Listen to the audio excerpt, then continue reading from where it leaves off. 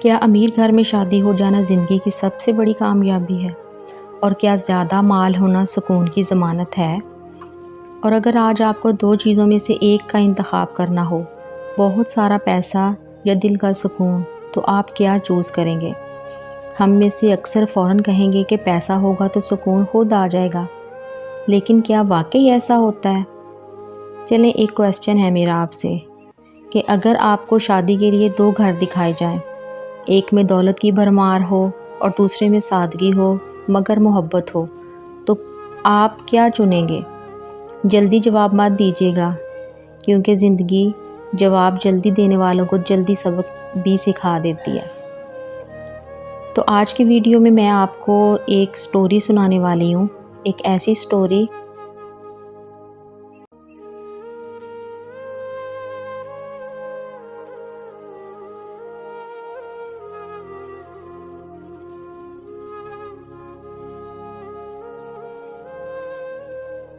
جس میں یہ بتایا گیا ہے کہ پیسے سے سب کچھ نہیں خریدا جا سکتا، اسپیشلی خوشیاں اور سکون۔ کہانی ہے ایک لڑکی کی جو بہت ہی خوبصورت بلکہ تعلیمی یافتہ بھی تھی، بہت سمجھدار، با اخلاق اور سلیقہ مند تھی۔ اس کی ایک ہی خواہش تھی کہ عام زندگی جو ہے نا وہ اس طرح سے نہیں اس نے گزارنی، کہ میں کسی بڑے امیر اور با اثر گھر میں شادی کرنا چاہتی ہوں۔ اس کا کہنا تھا کہ میں نے غربت دیکھی ہے، میں اپنی آنے والی زندگی میں کسی بھی چیز کی کمی نہیں چاہتی۔ وقت گزرتا گیا، ایک اچھا سا رشتہ آیا، شہر کے بڑے بزنس مین کا بیٹا تھا، محل نما گھر تھا، کئی گاڑیاں، ملازمین اور بیرون ملک آنا جانا لگا ہوا تھا۔ شادی ہو گئی، شروع کے چند ماہ تو سب کچھ خواب جیسا تھا، بہت اچھا، اور پھر آہستہ آہستہ حقیقت کھلنا شروع ہوئی۔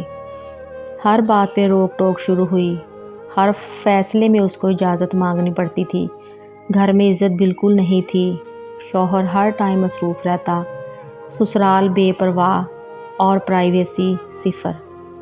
آہستہ آہستہ وہ لڑکی خاموش ہوتی گئی، پھر ڈپریشن، انگزائٹی، دوائیاں اور پھر نفسیاتی ڈاکٹر۔ ایک دن اس سے کسی نے پوچھا کہ کیا تم خوش ہو؟ اس نے کہا کہ میرے پاس سب کچھ ہے سوائے سکون کے۔ آج وہ انہی سادہ گھروں کی لڑکیوں کو دیکھ کر کہتی ہے کہ کاش مجھے محبت ملتی، چاہے دولت کم ہوتی، گھر میں سکون تو ہوتا، یہ عیاشیاں، یہ مہنگی گاڑیاں، یہ بڑا گھر بے شک نہ ہوتا، لیکن میں خوش تو ہوتی۔ دیکھیں حضرت فاطمہ کی زندگی کو، گھر میں سادگی تھی، کبھی چولہا نہیں جلتا تھا، کبھی کھجوروں پر گزارا ہوتا تھا، لیکن شوہر کون تھے؟ حضرت علی۔ عزت بھی تھی، محبت بھی تھی، ایمان بھی تھا، سادگی بھی تھی، مگر سب سے بڑھ کے سکون تھا۔ لیکن آج ہمارے پاس کیا ہے؟ ہمارے پاس سامان زیادہ ہے لیکن سکون کم ہے۔ حضرت سلیمان علیہ السلام کی مثال ہے کہ دوسری طرف دیکھیں، حضرت سلیمان علیہ السلام کو اللہ تعالیٰ نے بے شمار دولت عطا کی، ٹھیک ہے، لیکن وہ غرور میں کبھی بھی نہیں آئے، وہ ہمیشہ اللہ تعالیٰ کے سامنے جھکتے رہے، کیونکہ دولت خود ایک پرابلم نہیں ہے، دل کا تعلق وہی اصل مسئلہ ہے۔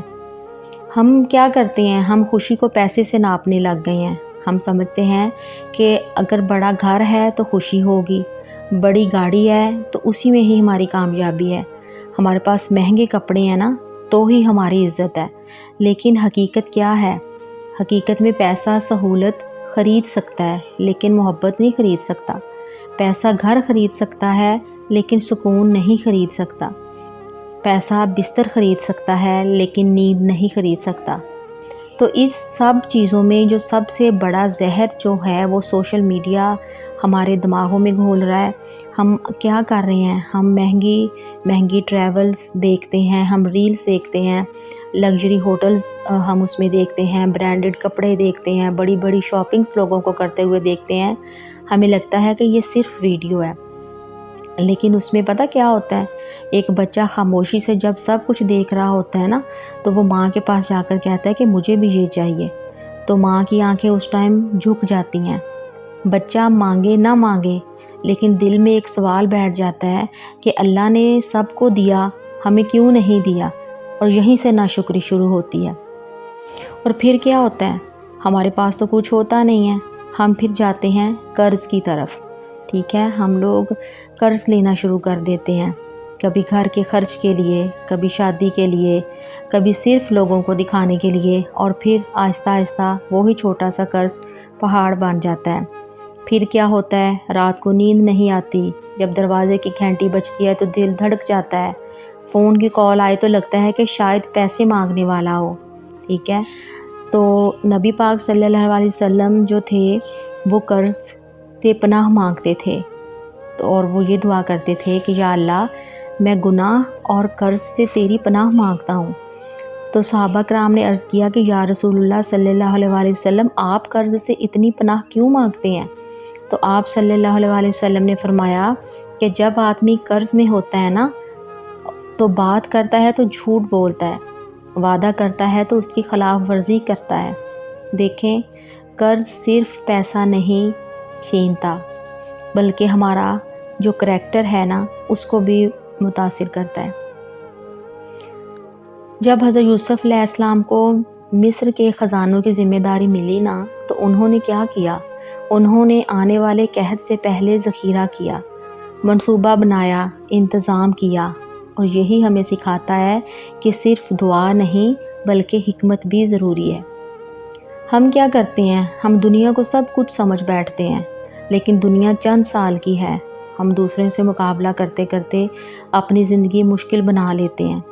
اگر کسی کے پاس زیادہ ہے تو اس کا حساب بھی زیادہ ہوگا۔ ہمیں مقابلہ دنیا میں نہیں بلکہ آخرت میں کرنا ہے۔ اب میں آپ کو قرض سے نجات کے لیے ایک عمل بتانے جا رہی ہوں جو قرض سے نجات کے لیے بہت مجرب ہے، لیکن یاد رکھیں کہ وظیفہ جادو نہیں ہوتا، وظیفہ نیت، محنت اور پلاننگ کا نتیجہ ہوتا ہے، ٹھیک ہے۔ تو جب وظیفہ کریں اس میں آپ کی نیت صاف ہونی چاہیے، محنت ہونی چاہیے اور ساتھ میں پلاننگ ہونی چاہیے، تو ہی اس کا نتیجہ نکلتا ہے۔ تو اس کے لیے ایک دو باتیں ہیں اور کچھ جو ہے اس کو آپ نے ریگولرلی اور باقاعدگی سے اور سچے دل کے ساتھ کرنا ہے۔ جو پہلا عمل ہے وہ یہ ہے کہ روزانہ صبح یا عشاء کے بعد 100 مرتبہ آپ نے پڑھنا ہے، یا واسع یا مغنی یا رزاق ہو، ٹھیک ہے۔ یہ 3 لفظ ہیں، یہ پڑھتے وقت یقین رکھیں کہ رزق دینے والا صرف اللہ تعالیٰ ہے۔ اور اس کے علاوہ رات کو سونے سے پہلے سورہ واقعہ لازمی پڑھا کریں۔ میں نے اپنی پہلے والی ویڈیوز میں بھی سورہ واقعہ کے بارے میں بتایا ہے، اور بزرگان دین فرماتے ہیں کہ اس کی پابندی جو ہے وہ فقر سے بچاتی ہے، اور ہمارے جو صحابہ کرام تھے وہ اپنی بیٹیوں کو اسپیشلی سورہ واقعہ پڑھنے کی تلقین کرتے تھے۔ اور دوسرا جو عمل ہے وہ یہ ہے، ہر فرض نماز کے بعد 11 مرتبہ قرض سے نجات کی یہ ایک دعا ہے، اس کو کم از کم 40 دن پابندی کے ساتھ پڑھنا ہے، ٹھیک ہے۔ اللہم اکفینی بی حلالکا ان حرامکا واغنینی بی فضلکا امن سواک، ٹھیک ہے۔ یہ میں ڈسکرپشن میں بھی ڈال دوں گی اس دعا کو، اور آپ نے اس دعا کو ریگولرلی کم از کم 40 دن پابندی اس کی کرنی ہے قرض سے نجات کے لیے۔ اگر آپ کے اوپر پہاڑ جتنا قرض بھی ہے نا تو مایوس مت ہوں، پہاڑ بھی اللہ تعالیٰ کے حکم سے ریزہ ریزہ ہو جاتے ہیں۔ رزق آسمان سے نہیں گرتا، لیکن اللہ راستے بنا دیتا ہے۔ آپ آج سے نیت کریں کہ میں قرض سے نکلوں گی یا نکلوں گا، میں فضول خرچی بالکل چھوڑ دوں گی، میں اللہ تعالیٰ پہ یقین مضبوط کروں گی۔ اور یاد رکھیں کہ جب بندہ اللہ کی طرف ایک قدم بڑھاتا ہے تو اللہ اس کی طرف کئی قدم بڑھاتا ہے۔ اگر آپ کی زندگی میں سکون ہے تو شکر ادا کریں، اگر آزمائش ہے تو اللہ تعالیٰ سے اپنا تعلق اور مضبوط کر لیں، اور اگر آپ ابھی فیصلے کے مرحلے میں ہیں تو صرف مال نہ دیکھیں، کیونکہ پیسہ ضروری ہے لیکن سکون اس سے زیادہ ضروری ہے۔ تو یہ تھی میری آج کی ویڈیو، اور اگر آپ کو یہ ویڈیو فائدہ مند لگی ہو تو اسے دوسروں کے ساتھ ضرور شیئر کریں۔ شاید کوئی لڑکی صرف مال دیکھ کر فیصلے کرنے سے رک جائے، شاید کوئی نوجوان قرض لینے سے بچ جائے، شاید کوئی اپنے گھر کی نعمتوں کو پہچان لے۔ اللہ ہمیں قناعت، شکر اور دل کا سکون عطا فرمائے، آمین۔